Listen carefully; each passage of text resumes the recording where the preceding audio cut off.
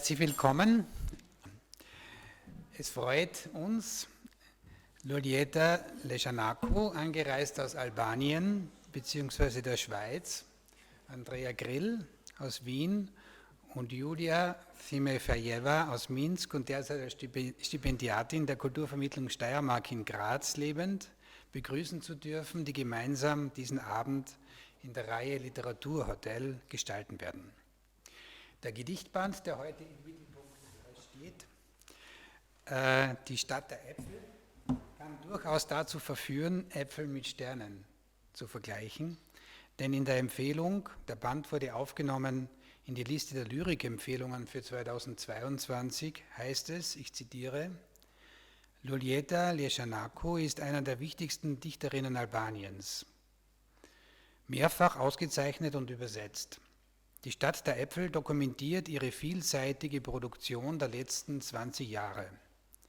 In Andrea Grills Übersetzung begegnet uns eine Zeitgenossin von treffsicherer Spröde, schwankend zwischen Souveränität und Verletzlichkeit, präzise, wort- und bildgewandt. Zitat Ende. Die kanadische Dichterin, Essayistin, Übersetzerin und klassische Philologin Anne Carson behauptet, wer schreibt, kann sagen, was nah und fern zugleich ist. Heute Abend werden sich hier Nähe und Ferne die Waage halten können und, wie ich Anne Carson meine zu verstehen, geht es ja nicht nur um das Räumliche, es geht sehr wohl auch um die Dimension der Zeit. Denn ohne Raum keine Zeit und ohne Zeit kein Raum. Und das hieße denn auch, wer schreibt, kann sagen, was war, ist und wird zugleich. Und in Zeiten wie diesen, in denen, wie Andrea Grill in ihrem wunderbaren Nachwort schreibt, die europäische Zivilgesellschaft an Uneinigkeit im Umgang mit dem Unbekannten zu zerbrechen droht, sind diese Gedichte, wie Luljeta Lleshanaku sie schreibt, umso gewichtiger, denn es gibt kein unpolitisches Gedicht. Und in Zeiten wie diesen schon überhaupt nicht mehr. Wohin ein jeder von Ihnen im Moment seinen Kopf auch stecken möchte, in die Sterne oder aber in den Sand. Und sei es der in der Sanduhr rieselt. Auch der Sand ist politisch, also etwas, was die Stadt betrifft, wie Luljeta Lleshanakus Äpfel. Dass es ein Sternbild der Äpfel, die Hesperiden, in Österreich eine Essigspezialität, also ein Apfelessig, gibt, wissen wir. Aber vielleicht sollten wir auch beginnen, uns vorzustellen, dass die reifen Äpfel in den Sand fallen.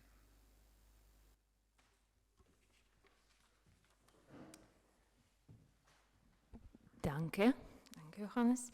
So, the table is ours. Thank you. Good afternoon. I must say that we are going to have our talk in English to save time. Luljeta can speak very good English, and Andrea and me. And I would like to start our event with the presentation. I will start with Luljeta Lleshanaku. She's the most prominent Albanian poet of today. She's the author of 9 poetry collections in her language, which are widely translated and published in other languages. Her last book in English, Negative Space, that I read, was a winner of English Pen Award, a finalist for the Griffin International Poetry Prize 2019 in Canada, and finalist for Pen America 2019. She is also the author of 2 poetry collections in German language, Kinder der Natur, published with the support of Traduki by Edition Korrespondenz, and Die Stadt der Äpfel, published by Hansach Literatur Verlag, that we are going to present here today.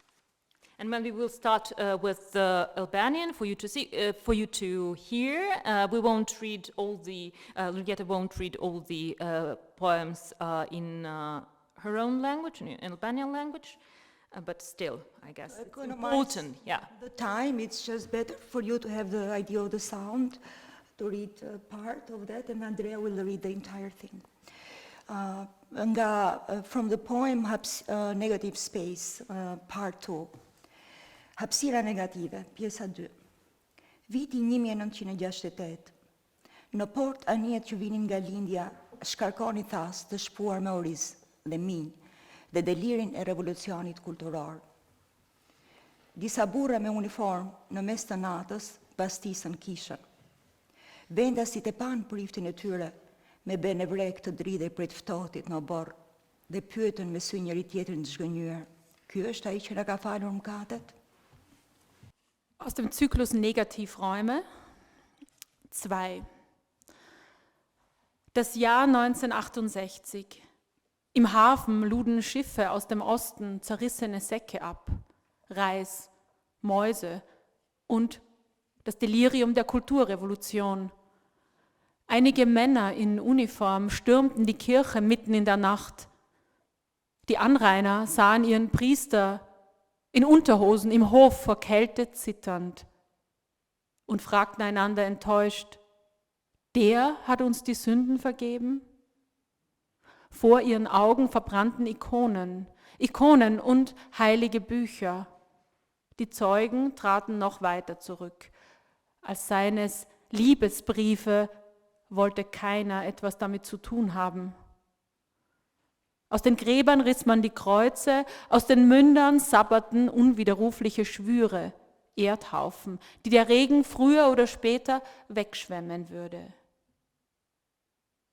Kinder zogen Glocken an den Klöppeln hinter sich her, dass wir nicht früher darauf gekommen sind.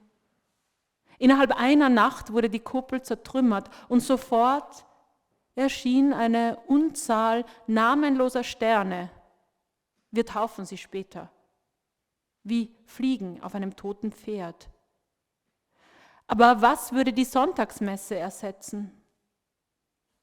Die Frauen stellten Kochtöpfe in den Garten, die Männer stopften sich ihre Pfeifen, der Rauch trotzte der Gravitation, während Nägel in kaputten Schuhen an den falschen Stellen Stigmata hervorbrachten.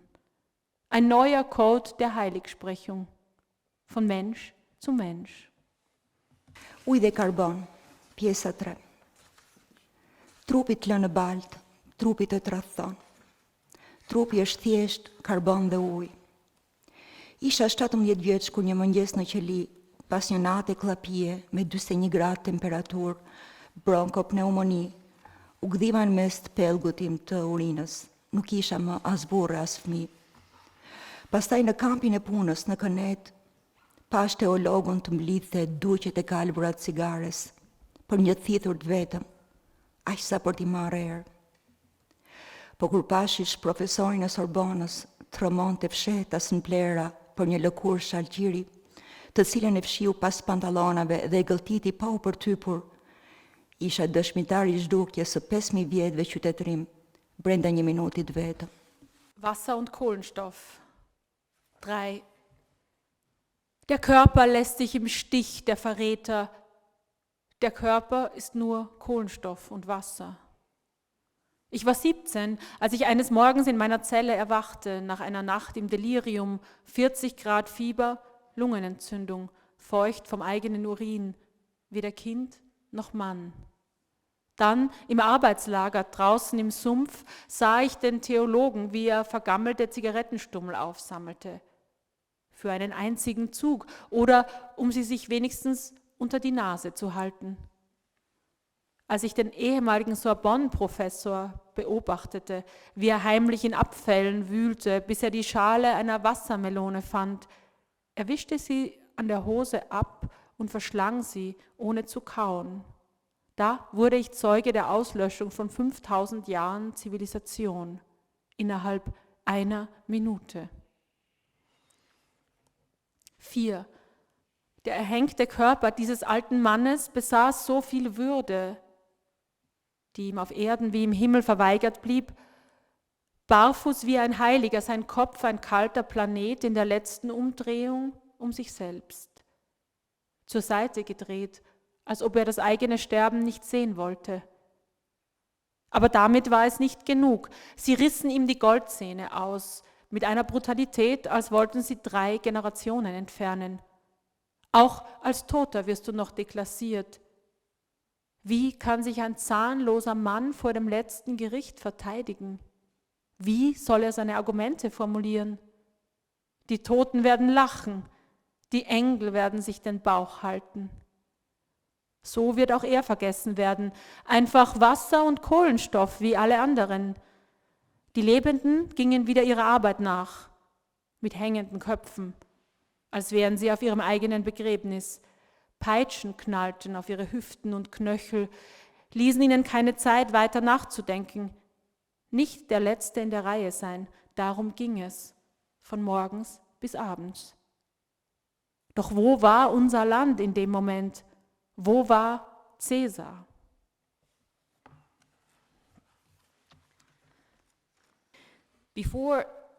While preparing for this talk, I watched another talk that Andrea and Luljeta had before.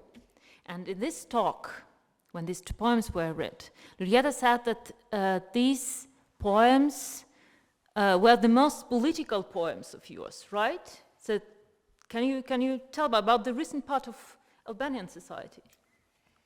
Now, talking about can poetry be political? Even sometimes among most of them in their reviews trying to find a political context on that. And these are the most evident probably, but they find political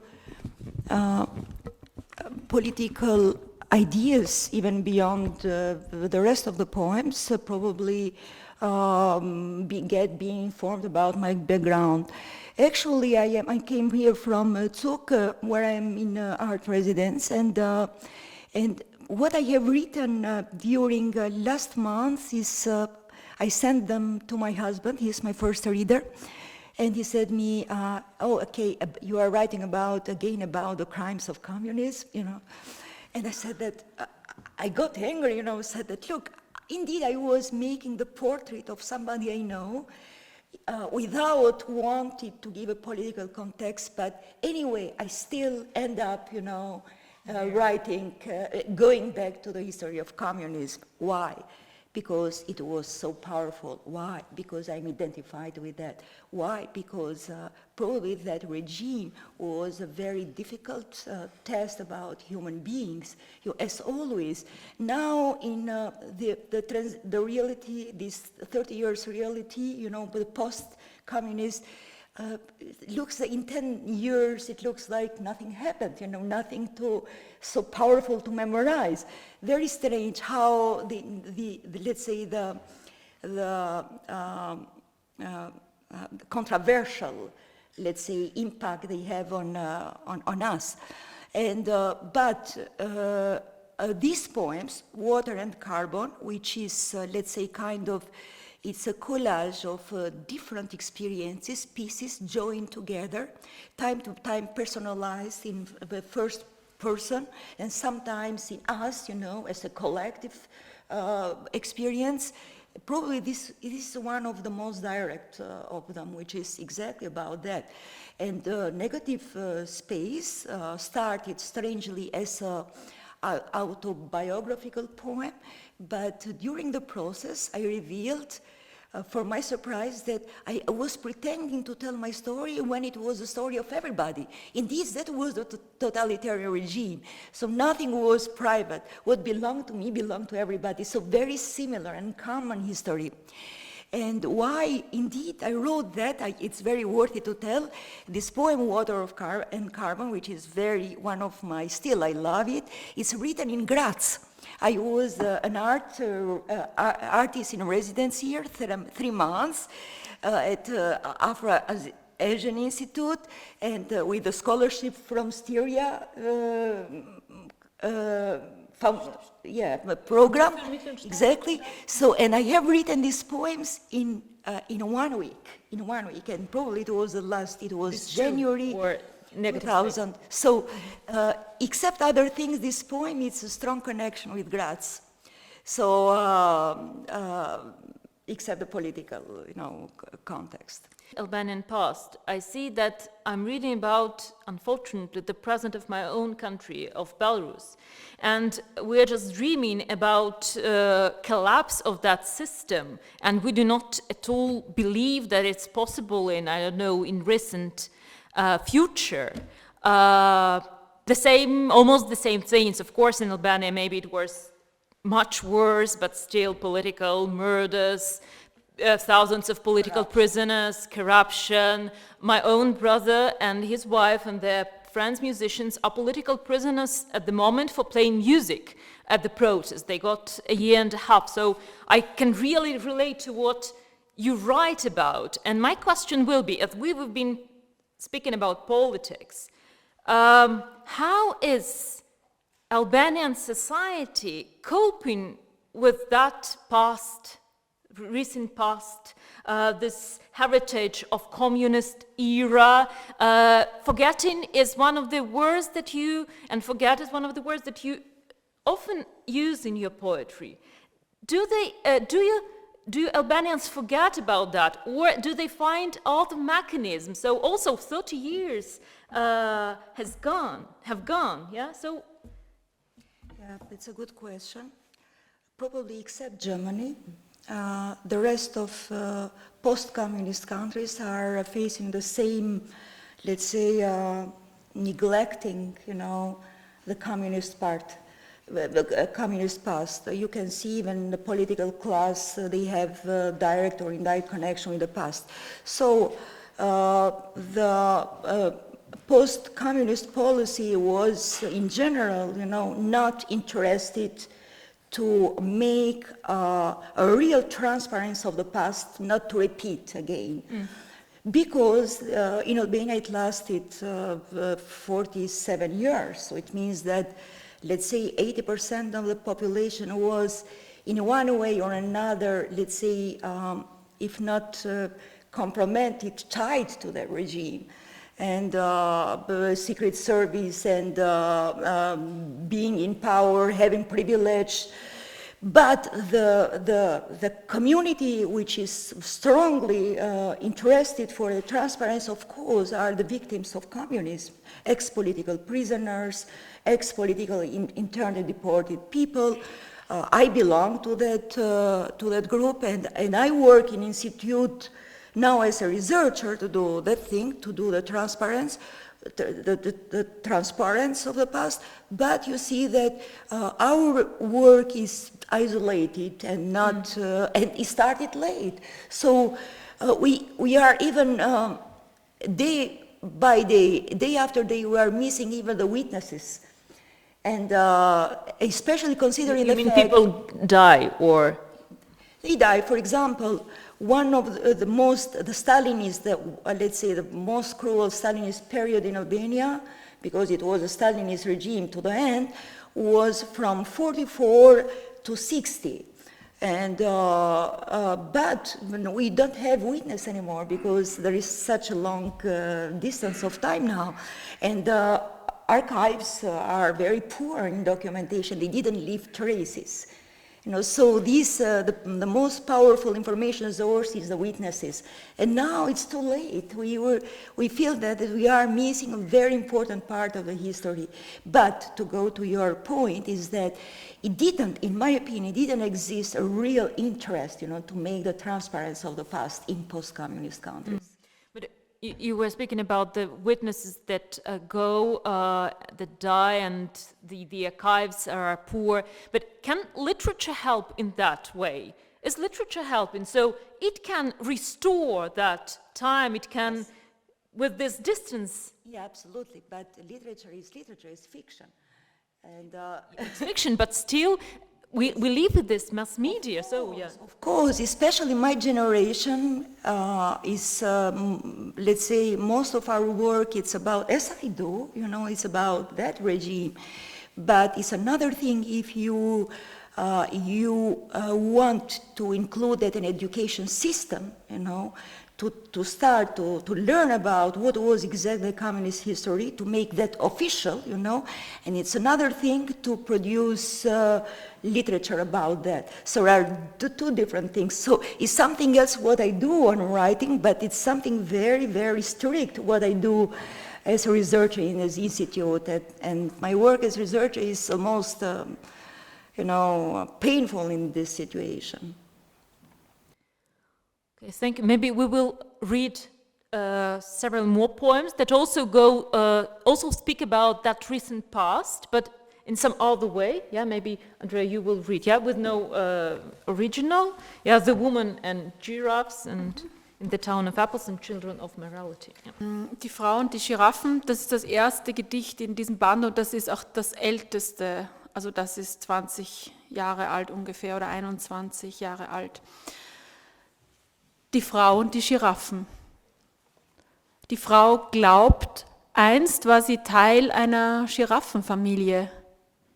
Ihre warme Haut frittierte die Luft, Bratpfannen gleich. Die Kraft der Giraffen steckt im Hals, lang, muskulös. Auch ihre Qual liegt am Hals. Das fortwährende Hinunterbeugen zu den kurzen tropischen Hölzern der Savanne. Eines Tages wurde die Landschaft ausradiert. Die Köpfe, die zarten Knie, der gefleckte Rücken. Nur die Hälse blieben, der gebogene Hals der Giraffe, verloren mitten auf dem weißen Blatt. Eine der beweglichen Leitern auf dem Flughafen. Sie wird langsam über die nasse Piste gezogen, wenn das Flugzeug abgehoben hat. Ich suche gerade die Kinder der Moral. Die Kinder der Moral haben sich versteckt auf Seite 34. I can start. Ja. I find it okay. Fëmijët e moralit ishin europianët parët që mësuan indigjenëve turpin, duke filluar nga mbulimi I pjesëve intime. Popujt të tjerë kanë qenë më me fat, morali u ka ardhur I gatshëm nga lart, I shkruar në pllaka guri. Atje ku unë jam rritur, morali kishte formë, trup dhe emër. Një Kain, një Maria Magdalene papenduar, një Ruth, Dalil, Arachel. Kinder der Moral. Die Europäer lehrten den autochthonen Einwohnern die Scham. Das begann mit dem Bedecken der Geschlechtsteile. Andere Zivilisationen hatten mehr Glück. Sie bekamen die Moral ready to wear, von oben, in Steinplatten geritzt. Dort, wo ich aufgewachsen bin, hatte die Moral eine Form, Körper, Namen. Kain, Maria Magdalena, Ruth, Dalila, Rachel. Jedes 7-jährige Kind kann mit tintenbeflecktem Finger auf perfekte Beispiele von Laster oder Tugend deuten. Dort, wo die Zeit ihre Eier in einen Morast legt. Also habe ich die ersten Lektionen in Morallehre eingenommen, ohne zu kauen, wie Hustensaft. Alles andere war abstrakter und geschah unter einem keuschen Dach. Auch die nächste Generation enttäuschte nicht. Noch ein Kain, noch eine Ruth, noch eine Maria Magdalena. Sie wurden nie erwachsen. Klischees sind Gefahr und Schutz zugleich. Trockener Schnee für die Iglus der Eskimos. Jetzt weiß ich mehr über Moral, könnte sogar als Moralistin gelten, mit dem Zeigefinger als rhetorische Mittel. Doch wo sind meine Anhaltspunkte? Eine Tür ging zufällig auf, Licht drang ein, löschte die Porträts auf Silberbromid. Einst waren das Menschen aus Fleisch und Blut. Und jetzt kommt das Titelgedicht des Bandes, Die Stadt der Äpfel. Die Kontur einer schwangeren Frau, eine Reihe Hügel am Horizont. Mehrere Monate lang verbarg sie ihre Schwangerschaft, wie die Kinder des Exodus ihr Lieblingsspielzeug, unter Brot und Wollpullovern, als man ihnen befahl, nur die Kleider am Leib mitzunehmen. Aus dem Nichts materialisiert sich ein Zigeuner mit seinem kleinen Sohn, baut sich vor ihr auf. In seinen Händen entfaltet eine Ziehharmonika ihre Flügel, entblößt die gebauschte weiße Brust, ein Adler über dem Beutetier. Ein Apfel liegt auf dem Kopf des Kindes, wie auf den Köpfen aller Kinder der Stadt. Halb verfaulte Äpfel warten auf den Vaterschaftstest. Und die Väter werden schwach, bevor sie ihren Pfeil abschießen. Alle wachsen und welken gleichzeitig, vom selben Gärtner gestutzt. Leute mittleren Alters gibt es nicht. Sie emigrieren und wenn sie zurückkehren, haben sie graue Haare und bauen ein großes graues Haus, in dem sie ihren Atem aushauchen. Der Winter aber ist immer ein guter Apfelwinter. Äpfel überall, Äpfel erinnern sich an nichts. Und doch, wie in der Genesis, spielen sie ihr Spiel der Versuchung. Hier, wo es kein Paradies zu verlieren gibt. Gleichgültig öffnen Frauen ihre Fenster, lassen die Nacht von der Leine wie einen Hund. Auf der Straße riecht es nach fauligen Äpfeln oder Zedern.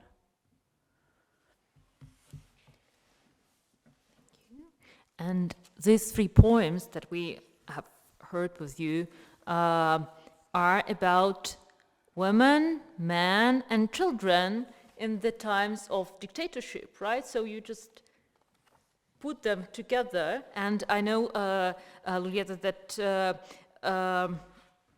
you spoke in that talk that I've heard, that these 2 fates of women and men in the Hodja times, right? Mm-hmm. Can you tell about more, maybe? Probably not connected with the city of Apples.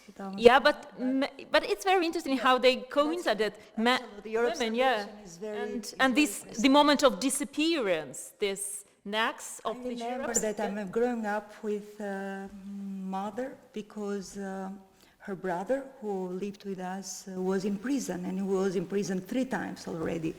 But it was a common destiny of most of political families.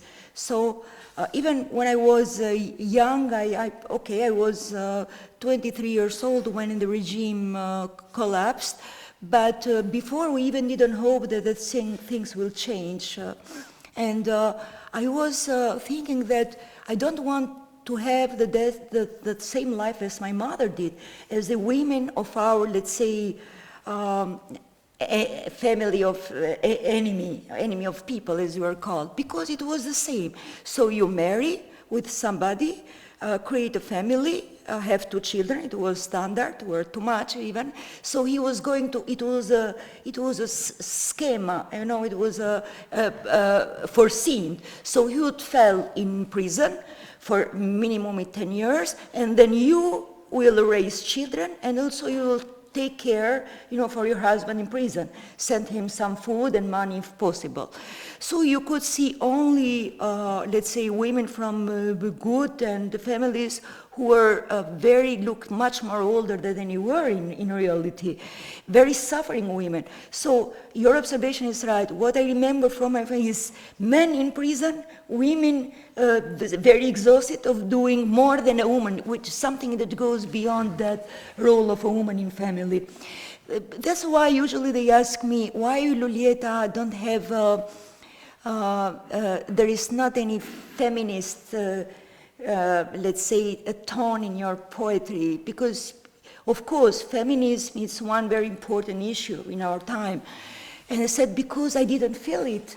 I didn't feel it because it was, I would like a man taking care of my mother, seeing her suffering so much. So when there is, you miss the freedom. So let's say gender problems have a second hand importance. I really wanted those women to be more spoiled, by the men, but they were not women anymore. So that's why that's the problem of gender was postponed. If I may say something, to me, actually, there is in this, die Stadt der Äpfel, town of apples, to me there are many feminist undertones. Maybe I'm reading them that way, obviously I'm reading them that way, but for example, also in the end, when the women are, I can't now spontaneously say the verse really in English, but you know, when the women are opening the windows and they don't care, carelessly, I don't know how you would say this, and then they leave the night out like a dog. I find this wonderful, and for me this means so much there is so much power in these women. Probably Andrea, as an outsider, because Andrea lived in Albania, probably you are more capable to, let's say, to sketch, to understand the position of women in Albania, you know, coming from another perspective. And yeah, I feel I'd that like to coolness hear in that your from poems and also in the ladies themselves. And to me, this comes also from that that you were obliged in communism to be, so that women were obliged to work in factories, and they were obliged to also have powerful positions in any sector, but at the same time, of course, they were obliged to wash the clothes and to raise the children as well. So they were doing, they were super women, all of them, but they were also cool. I mean, this is something that we are missing. We still don't have women in all these positions, and the technical side that you had at school and that everyone had. So I think I'm thinking of these things also when I read this poem. What the regime did is dismiss the gender qualities, so it means like women and men looked almost the same, and so it's the poverty, all these political difficulties, the living style, and women had to have the same rights. They could vote as anyone, starting from the beginning of 19th century, but whom they could vote. So no one like men, of course, and like they were also working, and at the same time they had to do their household chores, care for children. Yeah, that's true. So yes, they gained some rights, to be sincere, in every socialist country, and the beginning looked even more promising because it was something new that women could work, have the same rights, on education and working as men, which was a revolution. But the thing is that let's say equality or the socialist feminism didn't come in natural way as it came in Western countries, but it came from above, and right. So it was not that natural process, that happened in the rest of the world, but it came, from above, from the system that equality that we already know. So inside, so in families, there were still used to be patriarchal, and socialism was kind of patriarchalism itself. But it's a long conversation talking about that. So you change the rules, but in meantime, the mentality needs time. It's a process to accept as equal with you. Yeah, it's a question for a long discussion, I would say. And just completely changing the subject, I would like, on the one hand, completely changing the subject, but on the other hand, we are sitting here, speaking English, discussing a book published in German, written in Albanian language, and none of us has this English as the mother tongue. So, and I think that language is one of the topics that really interests us. And my first question would go to, not first question, of course, my question will go to Andrea about her quite peculiar choice. Maybe Andrea gets this question so often, but still I'm interested. Why Albanian language? And, what was it? Was it your some, I don't know, was it a writer that you wanted to translate, or was it your personal story? I would say it was my personal story, but I I think it's really the genuine love and interest for languages, and Albanian was something that was reachable for me, or that I had access to. I started having access to when I was 16, 17 years old, and I wanted something very different from, I grew up in Salzkammergut. I wanted something very different from there, and somehow this was Albanian because I met Albanians and became friends with them, and I started like that. So it was my friendship language, and it was the first country I had the chance to travel on my own when I was 17. So for me it was, strangely enough, really freedom. Tirana was the first big city I discovered. Freedom. And it was fantastic, and it was so hopeful. It was in 1992, and I mean, you are different when you're 17 years old, of course, you see things differently. So for me it was fantastic. Everyone was dancing in the cafes, and cafes were just chairs that you put on the lawn, and you were dancing on the grass, and you had great drinks that cost very little. So this was my experience, and I really loved the language and the sound. So that was the first maybe genuine thing, and of course I was so happy that they had become free as well, and I thought I could feel that, and now Europe would be completely different. That's very interesting that you started learning Albanian in those times where it got its freedom, finally. Yeah, so it was... Yeah. Exactly. So that was it. But I could hardly have done it before, and I think it was a bit influenced by my father, who had a colorful book of Albania that was published in the 1980s, and he had it, and there were these images, and it was really interesting, and I knew nothing about the country except from what was in this book, and it was definitely written by someone who was affected by the propaganda a bit, but he was an Austrian, I forgot the name, but it was something you see as a child and fascinated me. And so as soon as I met Albanians, I think because of this book, I said, oh, they're from the book of my father. And so that raised my interest. And the language question also will go to Luljeta, but from another side. From this time before 1992, when you, Andrea, knew Albania, did you, Luljeta, felt this, that there were several Albanian languages, that there was this Albanian language of propaganda, cleansed, censored on TV and the newspapers, and maybe there was another Albanian language, a more free language, the language of literature, of poetry, but not that propaganda poetry. I know that there were also a lot of this kind of civilian poetry in Albania, right? So did you feel this difference? How was it for you? It was a big difference between, as you say, the language of school. So it's textbooks, propaganda, newspapers, the Albanian official television, and the literature. We read especially the one which came in translation. One of my early poems is Yellow Books, and it's about forbidden books, because let's say most of classic literature translated from, let's say, English, Russian, French, was bent on, let's say, kind of on the Cultural Revolution during 60s. We had a regress in Albanian politics. So some of them still circulated, but hiddenly.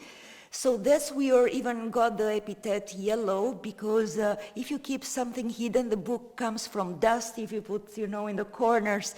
And nowadays they call them yellow books. Yellow books in Western are called the police's books, the thriller books, something like that. But in Albania was those banned books, forbidden books. So you could see, and it was difficult to get orientated, from here and there and there.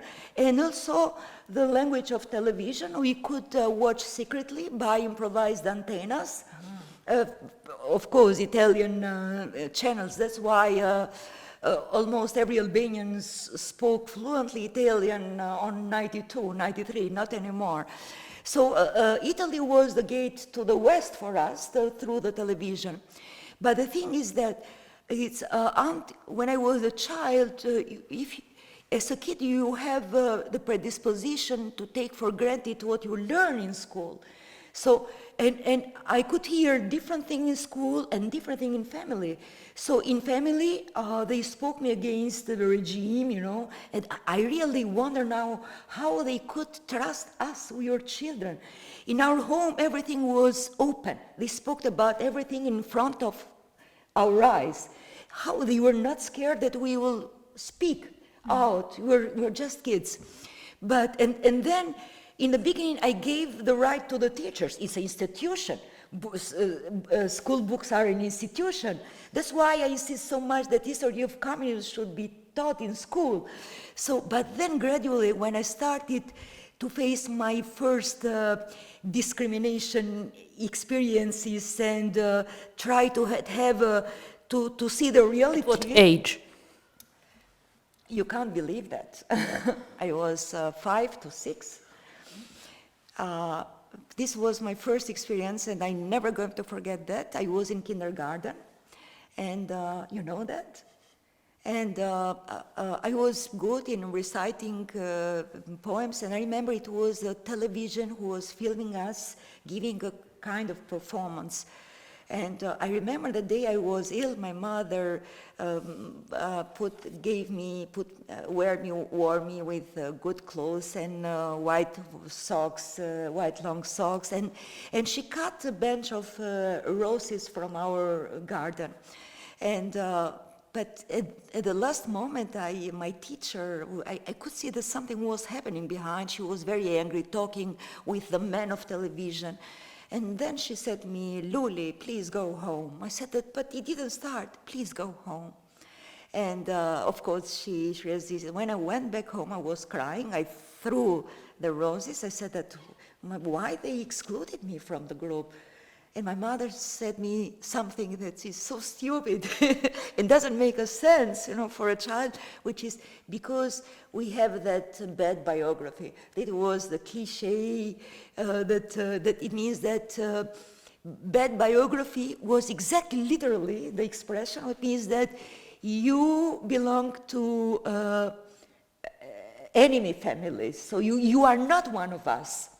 So this was the very first experience, but then it was very traumatic, and then the second, the third, but then I have to get used to that, and but I had to understand it from inside me, from myself. And the thing is that trying to avoid, as literature, as it projected literature, the language became almost sterile. Almost, it was very simplified, the language, especially of poetry, so you have to avoid any, let's say, kind of complexity, alludation, you know, or metaphoric meaning, so any kind of political accusation or hint. So, and it reflected even in literature. If you compare the lexicon, you know, the lexicon of literature of that time, with the one of translated literature, is much more simple, you know, and as I say, sterilized. So you had to be as much as direct as possible to avoid any kind of complication, you know, after that. But this is the essence of literature. If you simplify the thing, they do it direct, so there is not art anymore. And another thing, another thing is that language was a kind of instrumentalized politically too. For example, the Albanian standard was based on the South Albanian standard, but North was considered always a reactionary, anti-communist. So if you try to speak in Geg dialect, you know, it was, which means Northern dialect, it was not accepted, and they were prejudged, you know. So let's say even language was used, was not only controlled, but also used as an instrument. And my question will be, so to develop that topic, and how did you feel that poetic language, and that you want to use it as your poetic instrument, that your creative instrument. So how did you find yourself a poet, actually? Reading these newspapers, I am not good in language, indeed, to be sincere, but in my work, language is image, it's visual. So that's what gives that if it looks that it's rich, it's not rich in words, it's rich in images. So probably this, let's say, makes my poetry not impossible or not very difficult to be translated from one language to another, because it's image, it's visual. And so when did you just find that image that you are talking about my very first. Yeah, about your realization as a poet, that you want to write poetry, that even in this country, as far as I understand, you started writing before the collapse of the Fortress regime. Indeed, my first experience in writing was accidental. I was asked to recite something. I'm not good in memory. I have a logical memory, but not verbal memory, which is more arbitrary.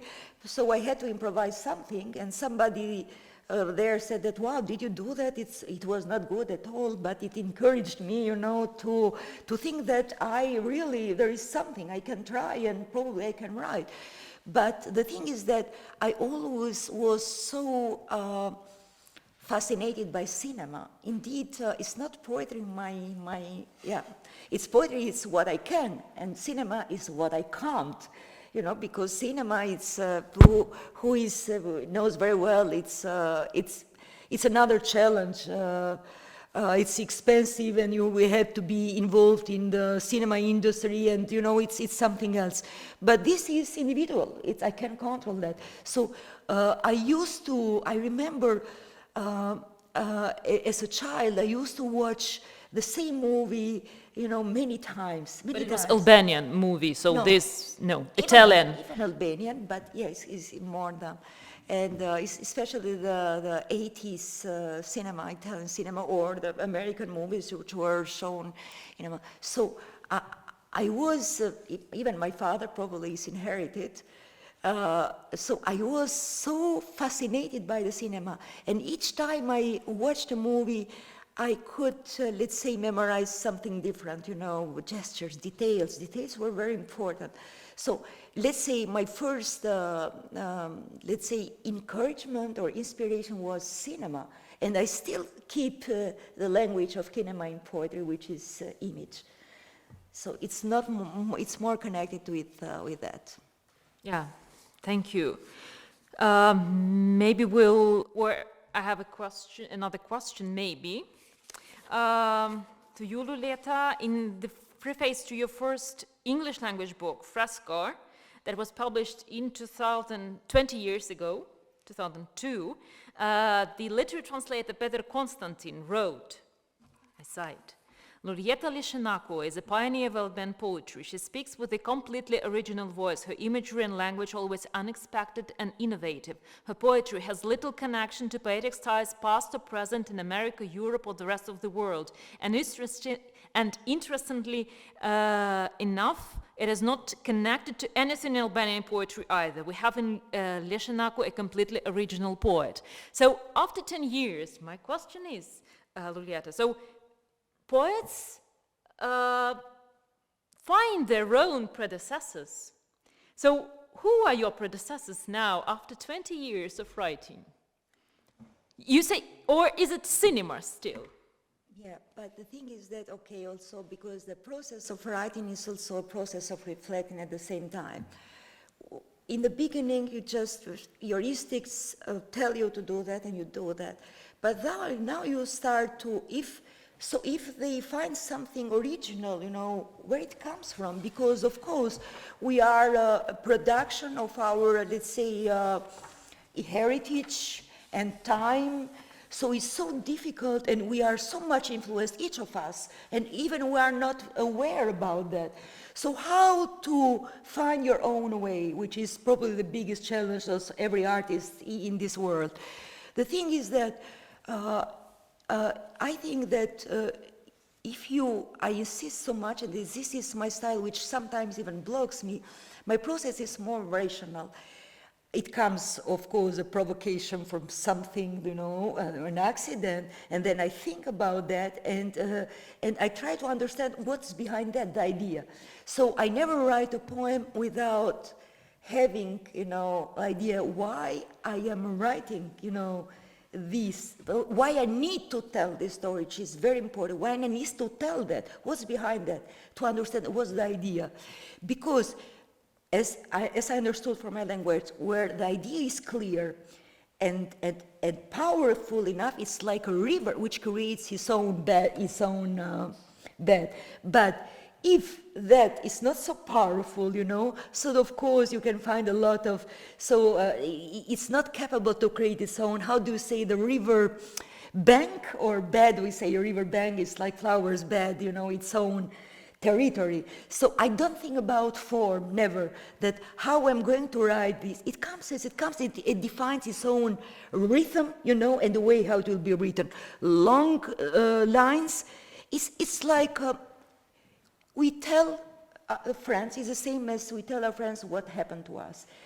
We know instinctively how to tell it, how to impress him, how to, let's say, to create some space in between, stop and take the breath, It's inside us, is this. So it's the style, it's inside us. So when you have to tell something, it comes with the form, how to tell it, of course.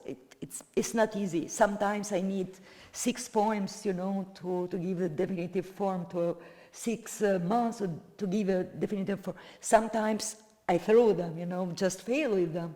Sometimes very rare, in a short time.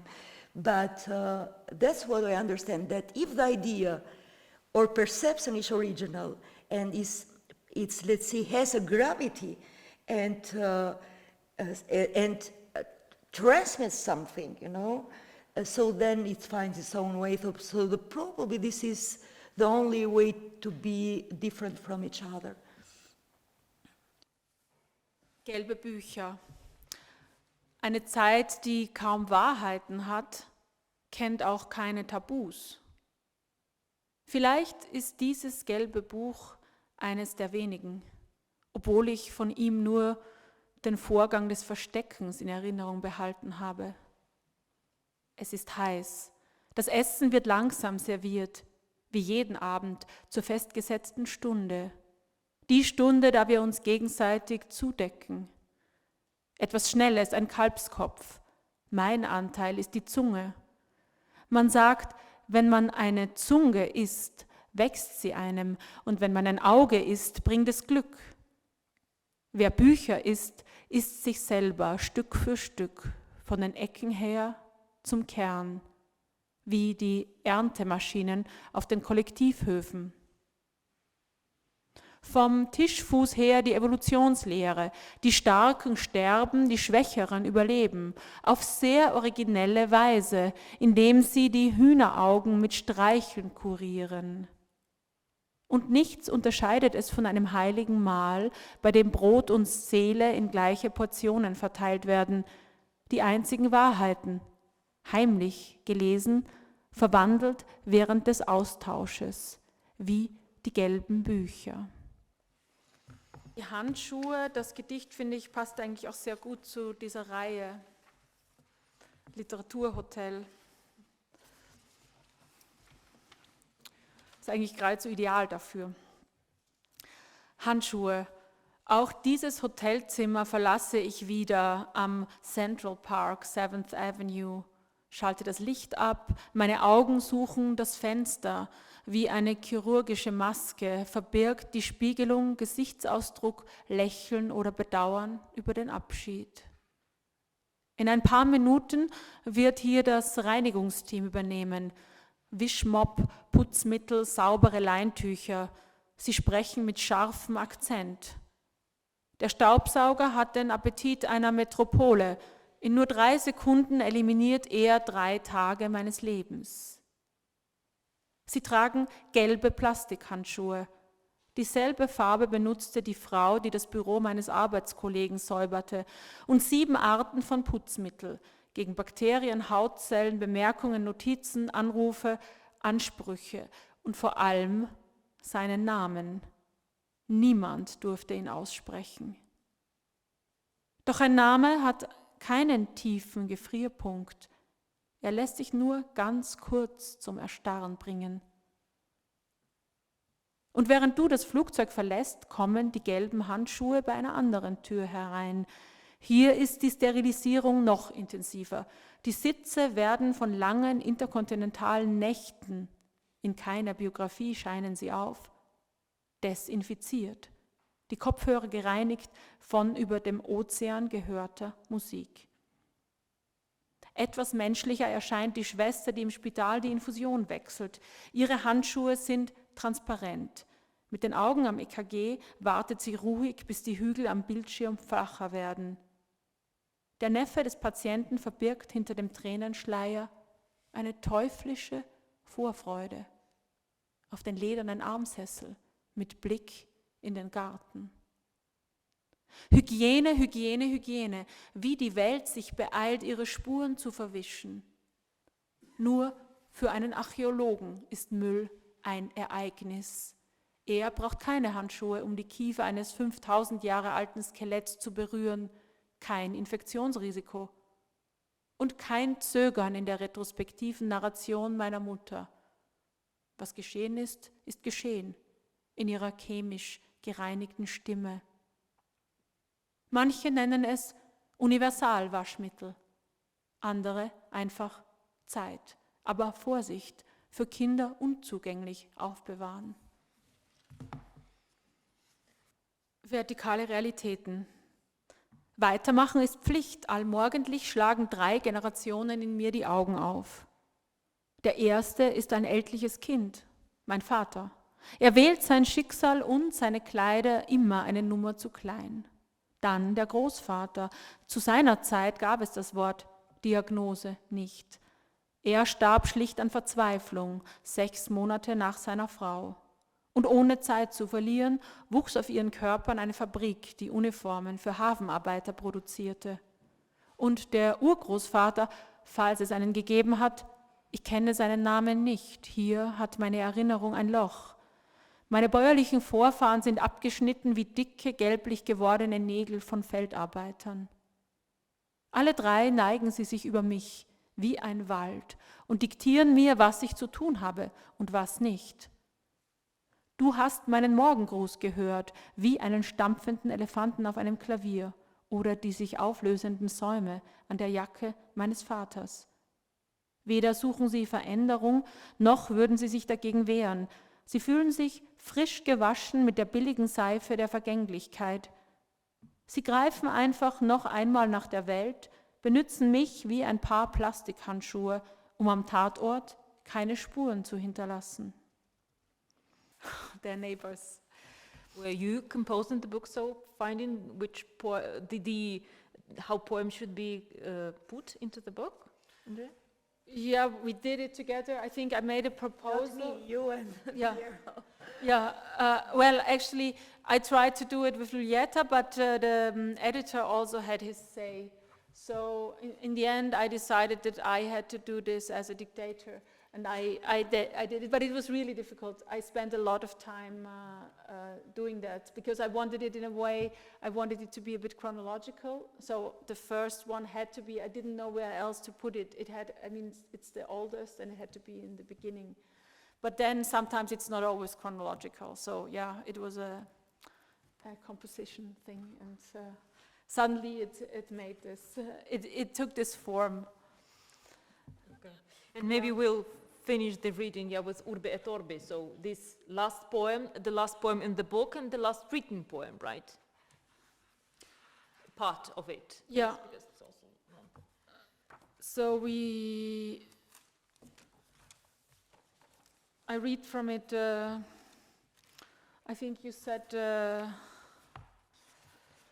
sounds like the a war, but it's not a war. yeah, exactly, the 3rd and the 7th. Yeah, okay. Urbi et Orbi. 3.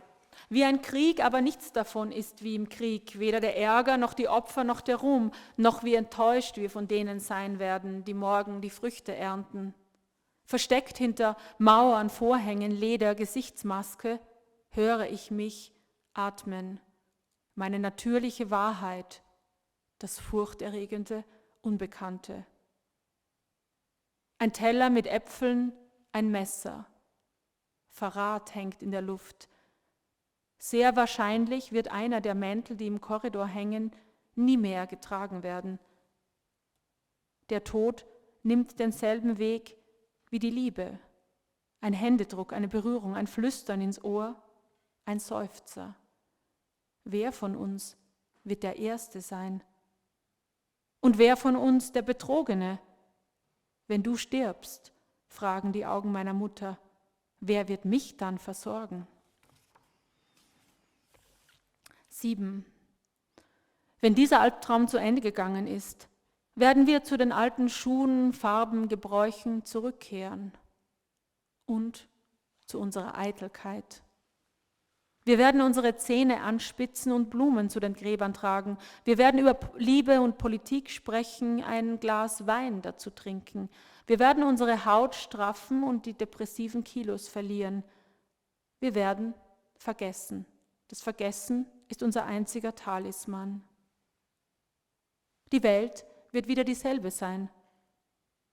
Doch in der Zwischenzeit suchen wir verzweifelt nach einem Alibi für unsere Wiederauferstehung, etwas Glaube, Moral, Sinn.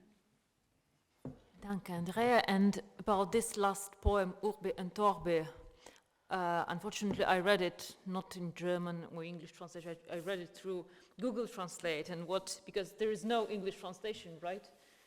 No. Yeah, and these are these lines. It sounds like war, but it's not.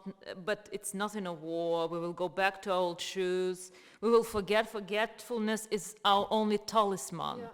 And now we are 2 years later after this poem was written, and I know from the previous talk, Luljeta, that you said that you want to rewrite that, and you said that in the beginning of February this year, and in the end we had a war started. So can you say about this rewriting of this poem?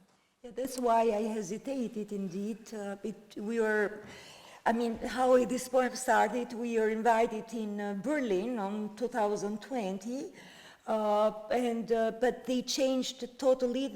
We were invited to a festival, to a literary festival, festival, and it changed, it became virtually, and also the topic changed, right, of course, because it was just the beginning of pandemic, and it was, everybody was terrified, so it changed the world, not only the event. And the thing is that this is my first experience of writing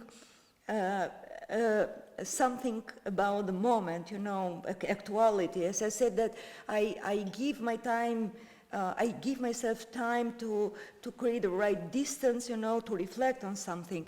Because I thought probably now it doesn't give you the same, let's say, the poem, and doesn't give you that COVID exactly drama and fear and atmosphere at all. So it's something that probably can't resist the time. Anyway, I did an experiment, and it's not published even in Albanian yet. For the first time was Andrea translated right away from. That was also an interesting experience, because you wrote it and they wanted it in the festival. So you were still writing it, and I should have translated it already before she wrote it, in a way, because they were always writing to me, so when will we get the translation? I was saying she's writing the poem. As you said, but now this is not in the front page anymore, because something even more terrible, is coming. So that's how it's not the topic of the day. We already are leaving it behind, the COVID pandemic, fear of death, because we have the war is at the gates, as we say that, you know, it's a risk for everybody in the world, in Europe, yes, of course. So how the actuality of something is replaced with something else. So we live, of course, you don't need to hear that from me, we live in a very dangerous world, you know, in every sense possible. So. But I would say, I mean, I didn't do it for nothing that I took the poem to the book. I think this is a really good poem. And it's also, we just read 2 pieces of it. And it's a poem of 7 pieces. And this is also something that you started doing in the last years, that you write these long poems. It's hard to find a poem that is only 1 page or half a page like you had before. So this has become a part of your writing. And it tells a story, and it starts with an image, urbi et orbi. I mean, I think you can also get that. It starts with the scene of the Pope who is on this totally empty Peter Square in Rome, and Rome is totally empty, and we only see it on television. And so this is a special story it tells, and I think it's still big enough. So I would not rewrite it, but I think we are also different temperaments as poets, so I think you would also want to, you always want to rewrite your poems. Every time when we did this, even all the poems, she was thinking, oh, I'm changing the original. When I asked her a question sometimes, she said, no, I think I'm going to change this again. Because also time goes and you change. I see, I mean, I think it's a different style, and so for me it's more when once, then it's this, and then I want to leave it, and yeah. It's also like maybe like a photography of a moment, so it doesn't have to have the same photography and your cinema. About literature. Photography in motion, yes. Yeah. We just missed what do you call them? We just missed those who tell us to make a movie together. Yeah, but maybe I would. So we are coming to the end, and maybe my last question to Andrea and to Luljeta will be also in the relation to that poem and to the situation that we are living now. So still, I do not believe that we will go to the old, maybe we'll go back to the old shoes, but will that be us then with this war really happening now in Europe and with the just catastrophe? And I would ask you a question that I'm usually very often asked. What can poetry do in this situation? And it's very interesting for me to hear your answers, as you both poets coming from different backgrounds and living in different circumstances. And how do you see that? What can we, if the language of propaganda, for example, in Russia, in Belarus, is so loud, can the language of literature, of poetry, also be loud and change something? It's a question? Yes, it's a question. I'm sorry, but it's good to be politically correct, but I want to be honest, to be sincere. I don't think that... recorded, just... Okay. I don't think that art in general or poetry in particularly can do much about, because if art would do something, you know, the world must be much better than it is now, considering that the long time that human civilization cultivated, you know, art, painting, literature. So we repeat the same mistakes always, the same way. So when happened the last war, if not in Europe, you know, in Middle East, and we don't have time even to chew, you know, to digest one event, because another one is happening. Yeah, we had Afghanistan, Exactly, Afghanistan. So what is changed? Human nature is the same, and nothing, even us. So it must be a good question that, Luljeta, did poetry made you a better person? For example, so how I can pretend to improve, you know, that... Maybe it made you a person. It's also a question. I'm not sure. I mean, it's like, probably poetry is my best part, because it's one of those clear, quiet hours when you reflect. But it doesn't say that in reality, you know, I'm not like everybody else, and I'm unmistakable or a better person. What I want to be is here. What I am is it's here. So I'm not so optimistic, but of course it's that it can join people, writing and circulating, poems or let's say. It's like some kind of solidarity more, like it happens during COVID. On Facebook, everybody, for the first time, I could see a boom of poetry circulating. And it's not, and for the first time, which was probably the best thing, is that for the first time, poetry was detached by ego. It's like everybody wrote the poems of somebody else. It's like for the first time, art has its own original mission, It's like it was anonymous. And because we could see death, so ambitions, ego, career, prize, didn't mean anything anymore, Can you see how moment can change us, but the moment. So yes, writing and circulating, even poetry, it's good because, let's say, brings solidarity, It's our bad luck, our destiny, our history, but it doesn't change that, let's say, the side of history which is causing, these things, and the resistance, will happen anyhow. So I don't think that the moral of history will get, will be improved, will be better, but yes, probably, yes, morally we can feel better, At least morally. Okay. You, Andrea. Doesn't change the course of history, I'd say. That's, Yeah, I'm afraid on the one hand I would agree with Luljeta, and I would say that, I mean, when now in the last weeks I often receive requests to write a poem against war or a text against war for some projects. And I have to say, I always wanted to do that, but I haven't done it because I didn't know I didn't know what to write. It felt so ridiculous. I thought they would think, what is she writing? She's there in her cozy home having a nice coffee and writing a poem against war. Who cares? Yes. So there is this, and I also know that I'm a person that I can, if I'm in danger, I would be the first to kill. I'm sure I'm not very good at this, I'm not a fighter. I'm just saying, okay, I'm dead, whatever. So I'm not the one who sits in the prison and writes poems. I think, you never know, but I don't feel like that. So I think that I would, if I'm not feeling well, if I'm hungry, I think I wouldn't write poems. But on the other hand, I guess I would recite them. I would think of the poems I know by heart, and they would be my prayers. So I think maybe this is what poems are. They are to me, they are the prayers of the agnostics. We have nothing else. We don't believe, I don't believe in something supernatural that will help me, so I only believe in what people created, and that will help me, and we know this as well.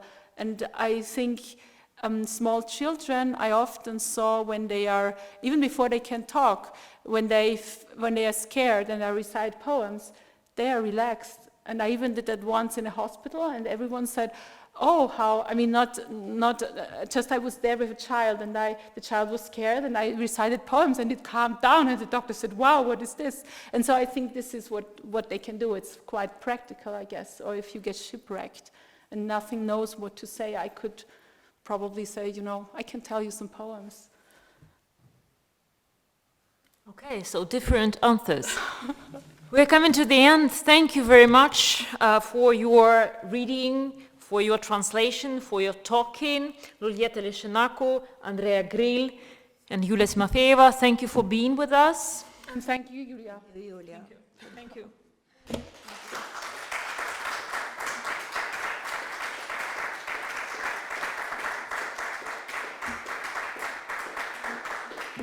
Thank you.